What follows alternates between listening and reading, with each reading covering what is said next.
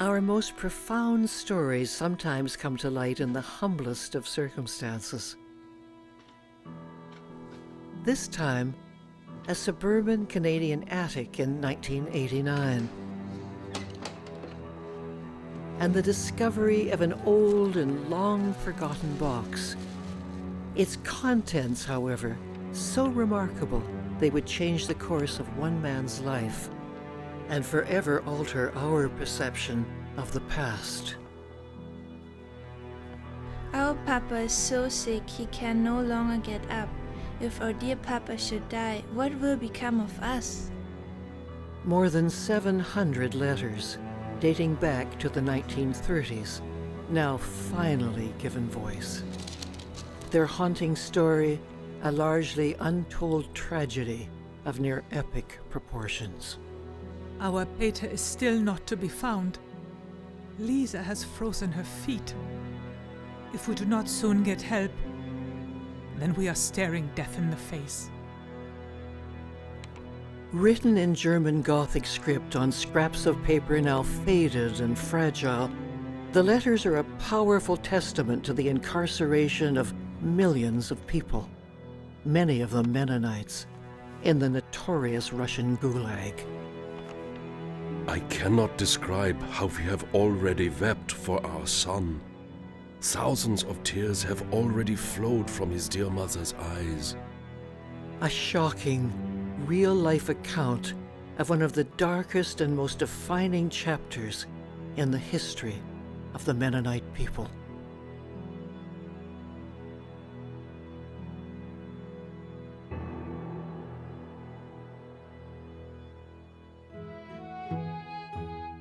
In the late 1780s, Russia's rich and fertile land was a dream come true for the road-weary Mennonites. Not only had they escaped the poverty and persecution of Western Europe, they had arrived in a country full of promise and promises. In return for settling the land, they were granted self-government and freedom of religion. And since pacifism was a cornerstone of the Mennonite faith, they received exemption from Russia's military service. For generation upon generation, the Mennonites thrived in their new home, growing their abundant crops, cultivating their flourishing communities. The colonies grew both in industrial strength and farming methods and institutional infrastructures that were set up. They built schools, they built everything that was necessary for a prosperous life. And the Mennonites became known as a very industrious, successful, farming, agricultural people. Peter Bargen was born in Russia in 1922. Peace and prosperity had given way to civil war and famine. Some Mennonites chose to leave the country, but for Peter and his family, the close-knit community of Tiga was home. Everybody knew everybody. Everybody knew everybody's business. And if somebody sneezed at one end of the village, you'd soon know it on the other end, type of thing. Because there's no communication line like the gossip line. And that was very prominent. People knew each other. And many were related. Peter's cousin, Maria, lived in the neighboring community of Altenau. There were about over 500 people in our village. It was not very big, but it was a very nice place. You know, and we children, there, we didn't have any toys. But in winter, what we did, we played in a barn. There we had about a dozen cows and horses, more horses yet. And, you know, we had only one lantern at the front, and then we played hide and go seek. We were lying on the cows, running under the horses. Oh, we had so much fun. When we were finished, we were sitting in the barn and were eating, they called it makucha, that was sunflowers were pressed, and that were pieces. And there were just the shells and just a little bit of that inside. They had it for food for the animals. But we broke off and were sitting and eating that and enjoying ourselves. but even the smallest pleasures soon would be taken away. January 21st, 1924, marked the death of the Soviet Union's charismatic leader, Vladimir Ilyich Lenin, and the start of one of the deadliest and most repressive regimes in history. When Joseph Stalin first gained power, he continued some of Lenin's progressive policies, including allowing Russian farmers to employ workers and sell food on the open market. But as the farms expanded, so did the private commerce, an economic model that conflicted with communist ideology. Stalin was convinced that industrialization was the only way the country could protect itself from capitalism. So he came up with a plan, a 5-year plan, which he introduced in the spring of 1929. It called for huge increases in the production of coal, iron, and electric power. And in order to feed the growing ranks of industrial workers, the farmers who grew the food were required to join state collectives. Stalin wanted these people for other labors. He wanted them on the collective farm to do the work. And that pertained not only to the Mennonites. We were a very small element within the Russian population. There may have been, 100,000 Mennonites in this area? And there were millions of Russian peasants who were struck at the same way. It wasn't aimed at our people particularly, but since they happened to be landowners, it hit them particularly hard because they were so progressive. And because the Mennonite communities were largely self-sufficient, they were often a target for the Red Army in search of supplies, like grain not turned over to the collective, but instead secreted away as a hedge against the encroaching hunger. They came and swept everything away. They didn't leave us anything. Everybody had to bring everything to one place. You were not supposed to have any animals anymore. All the cows had to go in one barn. They belonged to the commune. And all the horses, they took everything away. Some resisted the collectivization of their land, like Peter Bargen's father, who was Reeve of Tika. In 1929, November the 7th, Dad came home from work and he said to Mom, we gotta go now. They've got a warrant for my arrest. If they arrest me, I'm toast. And in an hour, we were out of there. The table was set for supper and everything was in order. The dog was on its chain and the horses were still in the barn. We put together what we could get, our blankets or whatever, not very much, into a buggy with our uncle, Abram Bolt, driving, headed across the fields towards Orloff, where our grandparents lived. We stopped there. They came because we wanted to say goodbye to my grandmother. That was the main thing. My mother had made some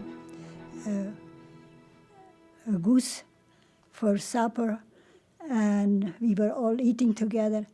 And I remember it so much because my little sister was 1 year old. She was sitting on a high chair beside Mother, and Mother had a plate, and she had, what do you call it, Bargen. She had cut it in pieces. It was so hard meat. She grabbed one piece and put it in her mouth, and it got stuck in her. And we thought she was all blue already. My dad took her and pushed it down with a finger and saved her that way. And that's why I always remember that when we had that last supper, because of that. But they were all there, and we had a good meal. But it was sad. We knew because one uncle went already, and we didn't see them anymore, so we knew it was the same thing. Under the cover of darkness, Peter and his family made their way across the harvested fields. By 3 o'clock in the morning, we were on our way. We were fleeing. That sense came because we were in a hurry, and we weren't coming back. And we missed the first railway station. Dad says, if they're going to be looking for me, they'll be looking for me at the first railway station. So they missed that one and went to the next one. Which turned out to be true, because they learned later that within hours they were looking for Dad. And they checked the first station and nobody had showed up, so they didn't bother going to the second. So we managed to get away.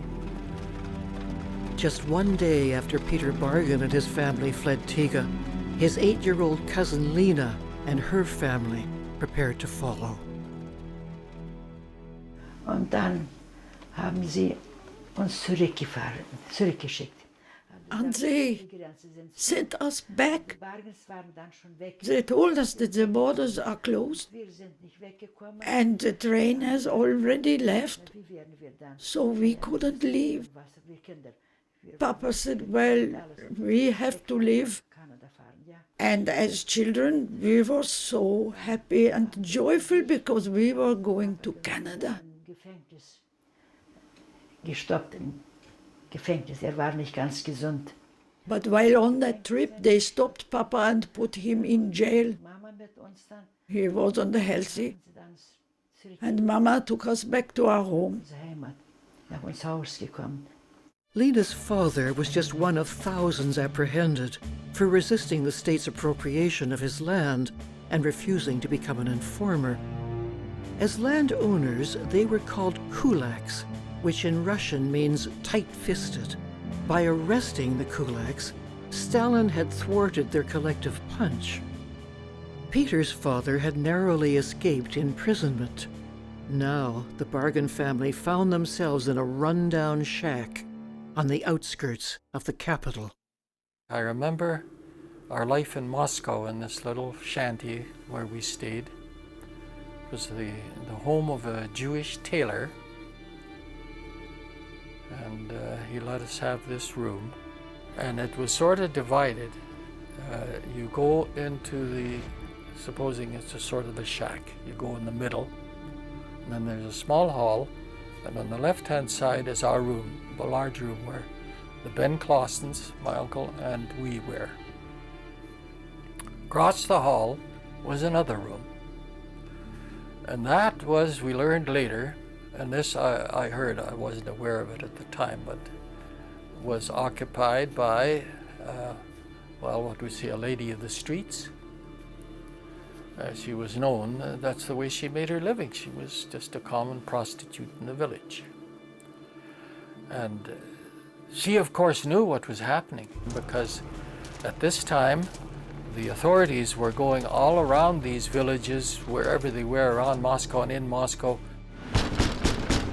And these authorities came to our house, our hut, and knocked on the door, and this lady answered the door. And they asked, evidently who was there and who wasn't, or whether there was anybody around. She, I guess, denied it, but she wanted to steer them away, so she invited them in. And I guess they had quite a party. At least that's what the folks said. They had quite a party. And the fellows were feeling so good after they left, they had to drink and whatnot, everything else. They forgot all about their duties, and she sent them on their way. And then she looked in to make sure we were okay. So we owe our life to that lady, whoever she was, God bless her. Peter Bargen and his family had eluded capture, but they knew that their only real hope of survival lay in leaving Russia. Peter's father had to somehow secure all the necessary papers. Dad had to get an exit visa, permission to leave Russia. He had to get a passport.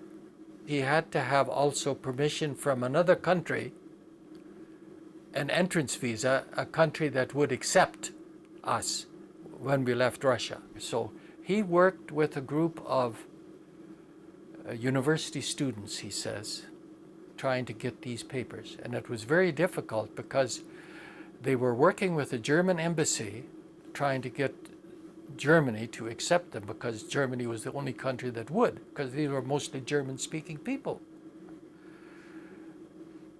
But the authorities, the Russian authorities, had put a cordon around the German embassy and wouldn't allow anybody in. But eventually, they managed to get one guy into the embassy. They sneaked him in. And he got the permission for whatever was involved. And Dad was one with also Uncle Ben and his family. And he got the entrance visa into Germany approved. So he had that document. Now he had to get the exit visa and the passport. But to get those, you had to go to your local authority and you had to have what is called a family list. On that family list, you would have to give all your personal data. And Dad says, how am I going to get a family list? You're supposed to get this from the place where you lived. And I lived there, but they're after me. If I just mention my name to these guys, I'm dead duck. You know, how am I going to get this list? He says, and then to get it signed and sealed by the local authority. How am I going to get this thing filled out? And it suddenly occurred to him, he says, he was walking the streets and he thought, man, what's the matter with me? I was the reeve of this district. He says, I've filled out more than enough of these things for friends of mine in the past years. What's the matter with me? I can make my own list. I know how to do it. I have the papers. I know the protocol. I know the procedure. I'll make my own list. I'll make it for myself and I'll make it for Uncle Ben and his family, which he did. Now, local authority. Well, you got the local authority was the authority where you lived. Well, now we lived in this little village. We didn't live over there anymore. So I'll have to take it to this village authority, which he then did. He says, okay, I'll go there and see if I can get the signature of the chairman and the seal of the district, and then I can get my other papers and we're free. So he went to this office and he walked in. There's this Mr. Secretary, Comrade Secretary, sitting on the side. So, yes, what can I do for you? Well, Comrade, I'd like you to have your chairman sign these and put the seal on it. This is the family list, you know, that we're supposed to. Oh, let's see. Yeah, well, okay. You know, he says, I'll give you the seal. I have it here, but the chairman is in the office next door here, and he'll have to sign this before I put the seal on it. So why don't you just go in and see him and see if he'll sign it, okay? Dad turns around, he looks at the wall, and what did he see? His poster. His wanted poster on the wall of this office. But he went and he knocked on the door and somebody said, come in. He walked in, and here's this young communist, his feet on his desk, you know, and talking to two other guys, an animated conversation over something. And he just looked up and he says, yes, what can I do for you? And Dad says, well, the Comrade Secretary sent me in here. He'd like you to sign these papers. Oh, and he just reached over and he took it and he signed it. In the meantime, he was talking to these guys. He was in the midst of a big conversation of some kind, and he took it and he handed it back, and Dad took it and he says, thank you, Comrade. And he turned around and he walked back and he gave it to the secretary, who looked at it. Yeah, it's okay. So he took out the seal and he put a seal on it, and Dad took it and said, thank you very much, Comrade, and walked out. And he said, he collapsed about half a block away. You know, he just had to pause and get his self-control back. Armed with the signed and sealed documents, the Bargens arrived at the central train station. but their escape was still far from certain. Well, we boarded the train in Moscow in a very crowded station, and it was packed with people because you couldn't reserve anything. If you were there and were able to get on, you could get on the train and go, and if you didn't get on, that train left in after, let's say it was scheduled to stop for 3 minutes, and that's what it stopped, and then after 3 minutes it moved.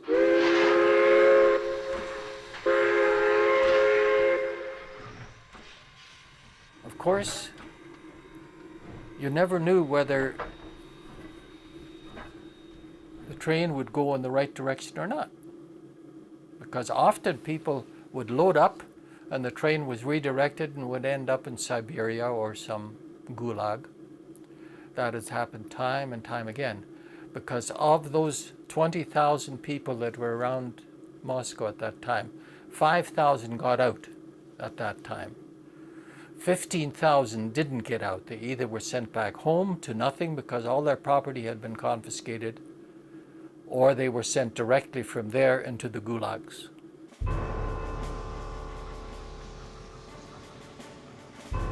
I think it was about a day and a half travel from Moscow to the Latvian border. Now at the Latvian border there's a beautiful, in a sense, a very formidable gate of wrought iron, looks like wrought iron, with a red star on it and everything there, and that marked the boundary between the two countries. We stopped just before this gate. It was called the Red Gate because there's a big red star on it. And at that point, everyone had to get out of their cars, unload their baggage, open their bags, or whatever they carried with them, have them inspected by the authorities, everything taken away, like any money or jewelry or things of that kind. The women had to undo their hair so that they could hide nothing in their hair, and the women in those days wore usually long hair with pigtails and big buns, you know, so that you could hide a robin's nest in there if you wanted to. So they were thoroughly examined to make sure that they could take nothing. And then when we were all unloaded and examined and so on, we were allowed back on the train, and then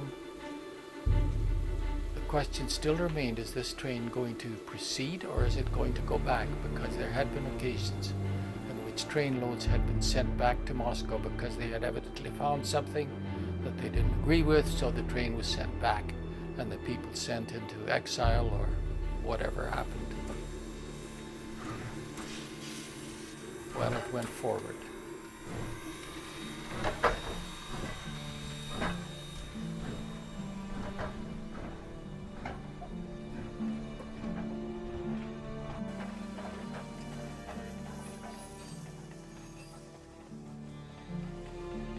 We did cross through the Red Gate into Latvia.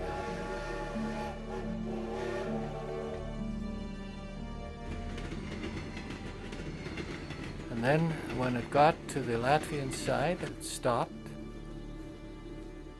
and the door opened and a Red Cross nurse came on. She says in German then, "Ladies and gentlemen, you are now in Latvia."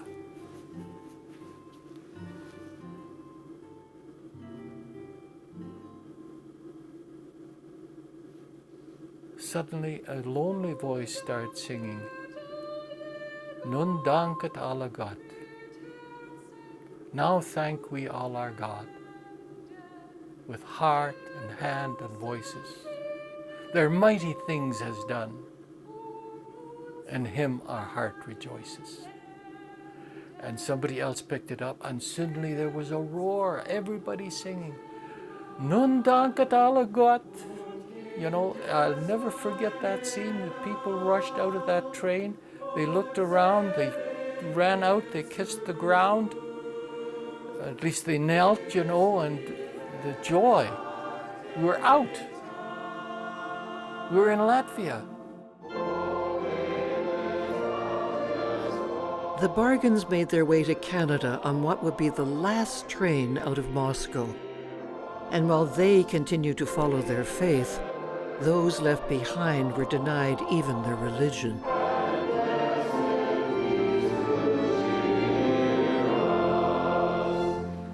They started with the churches. They didn't want us to have services anymore, no Sunday school. And my mother took the Bible and was hiding it in the attic. And then she went always up to reading it there, because in school they asked us, do you have a Bible? Do you pray? And we were so scared. Maria's father, wealthy by communist standards, was arrested and tortured before being banished to a Gulag prison camp in the frigid north.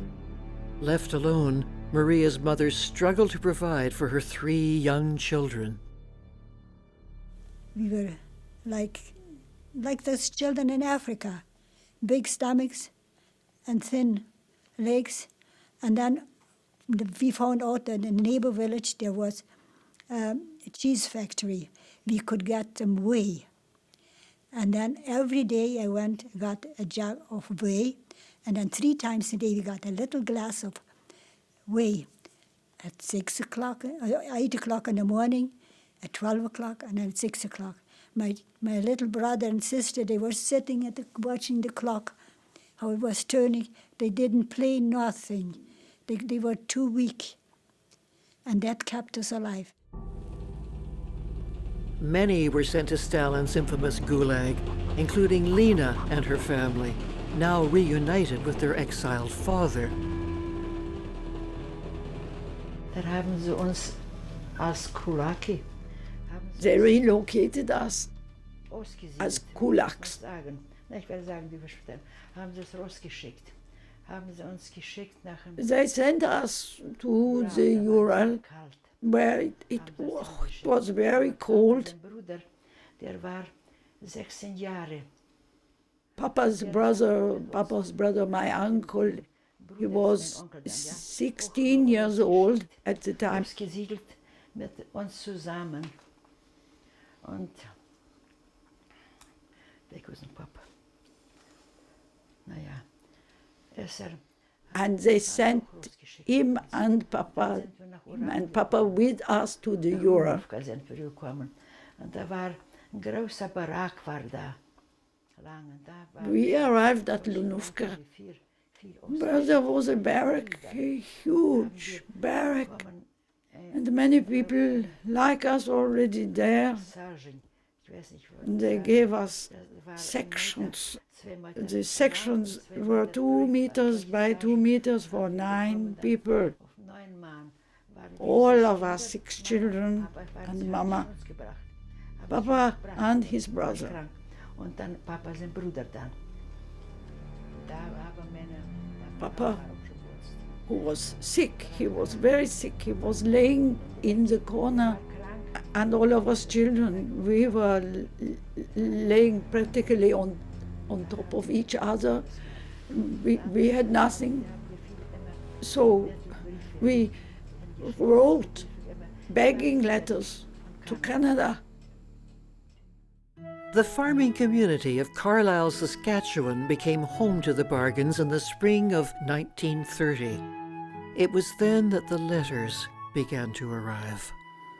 I think we have 1 or 2 letters that are dated in 1929. And then in 1930 they really started. A letter from cousin Lena was one of the first. I really do not like writing letters. Our Papa is so sick he can no longer stand up. So sick he is. If our dear Papa should die, what will become of us? In many regions, contact with the West was a criminal offense, but the Mennonites continued to find a way, any way, to reach out. Kann ich nicht sagen, wo ein Papier haben. I don't know where the paper came from. I think that my parents took newspapers from the outside and cleaned them so we could write on them. Where the paper came from, I don't know. the Mennonites overcame every barrier to tell their heartbreaking stories, like this one from Peter's uncle. We find it hard to cope with the many obstacles which are thrown in our path. And the most difficult is that it has to strike our child. My thoughts are with her in prison. How that poor child will already have begged and wept, if only she does not sink into the depths of despair. Not only is her body being ruined, but her whole being, soul and spirit are being brutalized and killed. If writing the letters posed a risk, getting them out of the Gulag was more difficult still. How they got out, I can't explain it, except in many ways there are indications that they would get someone else to mail them or go to a different station. There were some routines that they could follow in which there was a greater chance of them getting out than if they used the normal channels of getting out. And a lot would depend upon the local authorities as to how strict they were and how strict the censorship was. The higher positioned guards of the police did read our letters. For that reason, we couldn't write openly what was eating at our hearts. Instead, our parents told us to talk through the flowers. Most of the letters were very careful in what they said and how they said it. Much of it disguised in a way that the reader would understand because they had common background experience, whereas somebody not acquainted with it would not understand what was being said. You can call that reading between the lines, but it's actually even a little more than that. In German, they call it talking through the flowers. In one letter, and I think it was Grandma Regier that wrote, and we have enough to eat, and we have a lot of SB, and we have enough to wear, and we're very happy and content, and it's just as nice as as it says in 2 Corinthians chapter 4, verses 7 to 9. You look up SB, and it means sour bread. That's what it meant in German. You look up 2 Corinthians 4, which says that we are being persecuted. We die every day, but we are not killed. And it goes on about the misery and they're being stamped on, but we do not lose faith because we know what we believe. So it is exactly opposite to what was being said in words. They know that the reader to whom they're writing will know Scripture and will have Scripture to look up on. But they also know that a communist censor wouldn't dare have a Scripture in his desk to find out what that reference was. If they were caught, they'd be shot. Day after day, those condemned to the Gulag labored away under deplorable conditions. There's a letter in there with a sketch of where my cousin, Tina Regier, who were in exile, drew a picture freehand of the place she was working, and it's a smelter. She was 12 years old. She was pushing carts of ore and things like that in a mine and in a forge. This is what they were doing until they worked them to death, or they dropped dead or died of disease or whatever. But you read the letters, and it was just a matter of time before people would die. Like Uncle Jake, he died in short order. This letter, written by Peter's aunt, is dated January 24th, 1932. I have very dangerous and hazardous works as well. I must chop down trees in the forest. It is often very cold and an average of 1 meter of snow, so that you often sink into the snow up to your hips. Not so long ago, a young girl was killed by a falling tree and crushed into the snow so far that only the corner of her dress was visible. and so we are full of fear from one day to the next. So often they'd get a letter and then Mum would sit at the table, we would be eating, and she would be crying her heart out, and we could never figure out. We say, Mum, why are you crying? Well, got a letter from Grandma and she's not very well, but they would never tell us what was really going on. What was going on was a living hell for Peter's extended family. Although Maria's father had been released in 1936 in order to service the farm machinery back on the collective, his relative freedom was short-lived. 10 months later, they took him, and when he came and said goodbye to us, he said to me, "You have to help Mom. You are the oldest." And when he stood in front of my brother, he says, "My dear son, we won't see each other anymore." He knew it. Maria's father and Lena's father perished in exile. Lena's brother died in prison. Her sister was locked up for 9 harsh months. But it was the arrest of her mother, who was then paraded in front of the children's school, which remains seared in Lena's memory. In every sled was a man, a policeman, with a gun and a dog. They took all the mothers. They took the mothers from the village.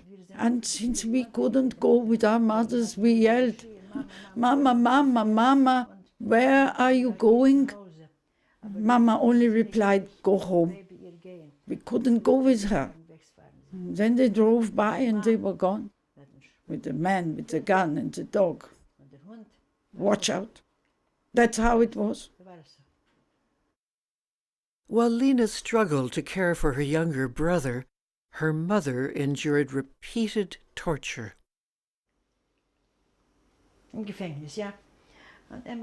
At the jail, yeah, at night, a police officer would shout for my mother, who was over 40 years old at the time. He said she burned 200 hectares of forest and she poisoned 200 cows. Cows, yeah, cows. And that she had to sign a confession. She said she wouldn't sign because she hadn't done anything, hadn't even worked there. So he beat her and sent her back. The next night, he shouted for her again. And again he said she burned 200 hectares of forest and poisoned the cows. This went on. It went on for several nights in a row.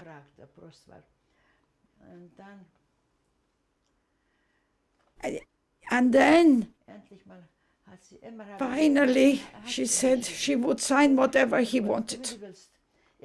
She said she didn't do it, but they had beaten her so often and said that they would hang her.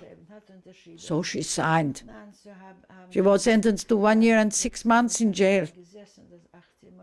After 8 months, she was released by one of the men who said to her, "Mrs. Regier, you signed a confession. Never, ever sign anything like that again, even if they beat you." She said, "What could I have done? You all beat me." He said, "Just go through that gate and never tell anyone that we beat you. Be quiet about it." That's how it was. In 1937, the letters slowed to a trickle. By 1938, they had stopped. Stalin's reign of terror may have silenced them, but the Mennonite people would not be broken. They saw the misery, they saw the starvation, they saw the torture. And you wonder, how in the world can their faith sustain them? What comes through loud and clear in the end when you get everything pushed aside is their faith in God. For 50 years the letters lay untouched, the stories silent. It was as if they were waiting for the one man fated to find them. In 1989, we were living in Kelowna, and we were visiting in Manitoba, and we were visiting my brother. And he said, "You know, Peter, I got a box upstairs. It's in the attic. It's been there since Mom and Dad died. I put it up there because it's a box with all sort of papers and letters in it. I don't know what to do with it, just cluttering up the place, and I'm just cleaning up. Would you have a look at it? If you want it, you can have it. If not, I'll throw it out." So I said, "Well, I'll take a look at it." So he got this box full of all this stuff. And I just looked at the top letter, and it was written in German Gothic script, dated 1930. I couldn't believe it. I says, "Frank, do you know what you got here?" "No," he says, I didn't look at it. I says, "I'll take it."